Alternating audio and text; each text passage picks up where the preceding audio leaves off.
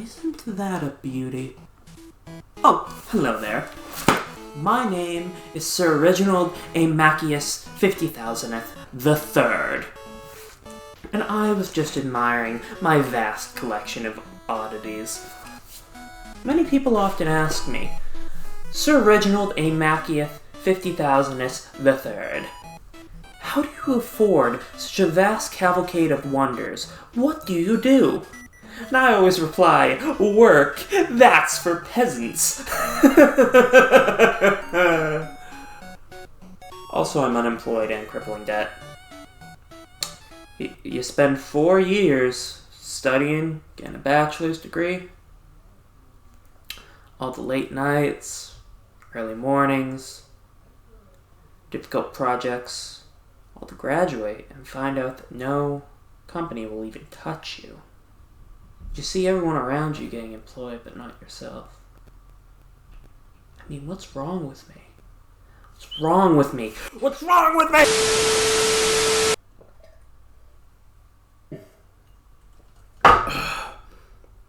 Oh God, I need that. Anyway, in order to fulfill my abundance of free time and the whole of my heart, I've begun studying the history of the most important topic imaginable, Pokemon. So today, I'm gonna share some of my research with you, as today, we look at how the series all began. Pokemon, Pokemon, Pokemon. These little things are everywhere. Games, cards, anime, ceramic butter dishes, Boeing 747s, you name it, there's a version with Pokemon on it. In only 25 years, Pokemon has become the highest grossing media franchise of all time, netting nearly $100 billion, capital B, billion dollars. But how did we get here? Who created Pokemon? How did it become so successful? Today we'll be answering all these questions and more as we explore the early years of Pokemon. The year was 1989, and at this point, no one even had any idea what a Pikachu even was. That is, everyone but one man, Satoshi Tajiri. Now, at the time, Tajiri was the president of a company known as Game Freak. This company had gotten its start publishing a magazine known as Game Freak. The magazine had been started by Tajiri, and it focused on teaching its readers how to get the best scores in arcade games. The magazine began to get a lot of traction, and many people joined the company just to contribute to it. One of these people was Ken Sugimori, an, at the time, unknown artist that had joined the company after seeing the magazine in the doujinshi shop. As the magazine went on, Tajiri and his colleagues began to notice something. The vast majority of games that they were covering were complete and absolute garbage. Eventually, Sugimori suggested that they started making games themselves because they knew they could do it better. Tajiri agreed, and together they founded a new company. Same name, but this Game Freak focused on game development rather than the magazine publication. Oh yeah, and also Junichi Masuda was there. My sources say that he was there from the very beginning of the game development company, but I have no idea when or why he joined. I don't think he was part of the magazine. I guess he just appeared, the same way he makes shinies appear in daycares. Hey, I like to think I'm funny. Anyway, by mid-1989, Game Freak had already been established as a development company and was actually nearly complete with their first title. But that's when the Game Boy dropped. Tajiri was impressed by the system's technology and immediately had an idea of what he could do using it.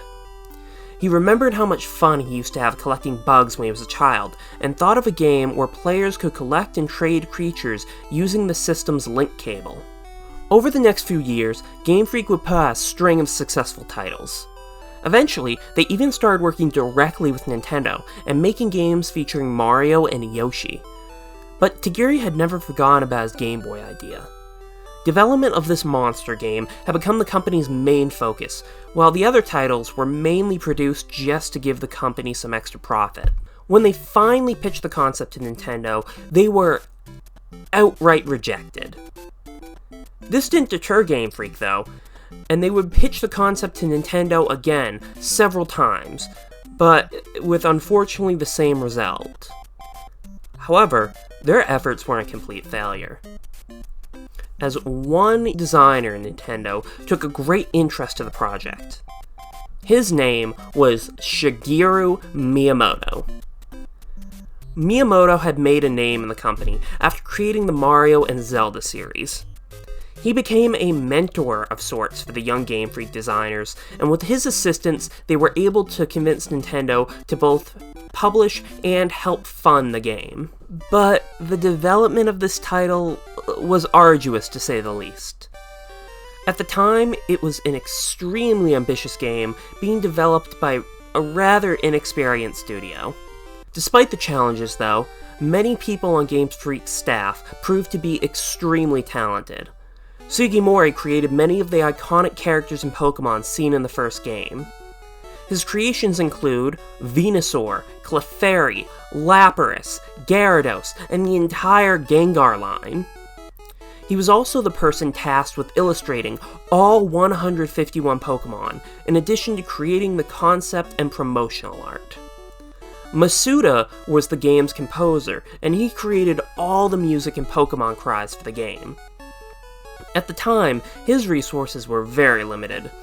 He had to create his music using his personal Commodore Amiga, and then he had to write a converter program just so his music could actually play on the Game Boy. Finally, after 6 grueling years of development, the game was done and ready to be released. But at this point, people didn't expect much from the title.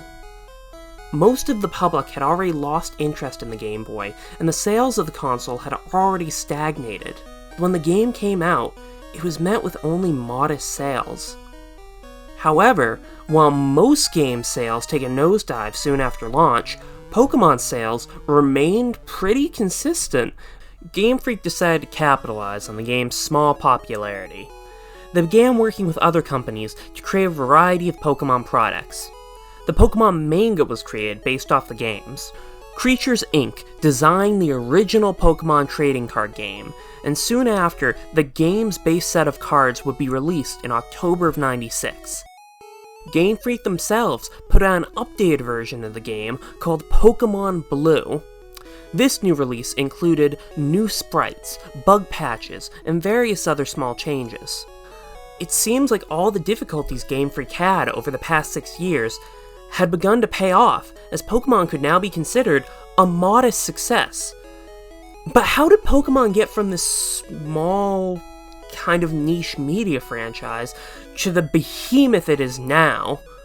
Well, to answer that question, I have to ask you another question. Who would win? Some of the most influential games ever created that have been designed and developed by legendary companies with decades of experience? Or one pink boy? You see, while all the guides and promotional material all stated there were only 150 Pokemon in the game, that wasn't exactly true. Deep in the game's code, there lay a hidden and mysterious 151st Pokemon that was unobtainable in normal gameplay. Mew had been added into the game secretly by programmer Shigeki Morimoto. He added it as a prank last minute after the debugging for the game had already been done, and he only intended it to be available to Game Freak's staff. As the months went on, though, Game Freak realized it could use the mystery of this Pokemon to help promote the series. The existence of Mew was first revealed in the April 1996 issue of CoroCoro Comic.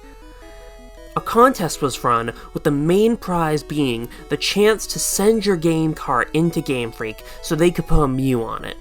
Around 78,000 people entered, but only 20 of them would win and receive the honor of getting one of the first Mews. The result of this contest was greater press than Game Freak or Nintendo could have ever hoped for. The legend of this new mythical Pokemon spread far and wide, and as it did, word of mouth surrounding the game drastically increased. This caused a steady stream of sales for the game. The game's sales doubled, then tripled, then quadrupled. Overall, just under 11 months after the game's release, it had already sold 1 million copies, and it just kept selling. The following year, in 1997, Pokemon only continued to grow. A new manga, known as Pokemon Special, or Pokemon Adventures to us Westerners, debuted in Japan. This series followed the game's plot and storyline very closely, and Tagiri himself actually went out as far as to state, "This is the comic that most resembles the world I was trying to convey." And, okay, I've been trying to be objective this whole video, but if you haven't read Pokemon Adventures yet, just do it. It's so good, just do it, it's so good. I'll probably make a whole video on it at some point, but moving on. On April 1st, the Pokemon anime began airing in Japan. In it, trainer Satoshi, who would later be renamed Ash Ketchum in the English dub, traveled with his partner Pikachu and their 2 friends. Together, they explored the Kanto region, catching Pokemon and collecting badges in hopes of becoming the ultimate Pokemon masters. Now, while this anime took much of its inspiration from the games, it also changed many elements. New characters were introduced, and those that could be found in the games often had tweaks to their personalities and motivations for the anime. However, these creative liberties paid off, and the Pokemon anime became a massive success. On September 12th, Pokemon Yellow was released in Japan.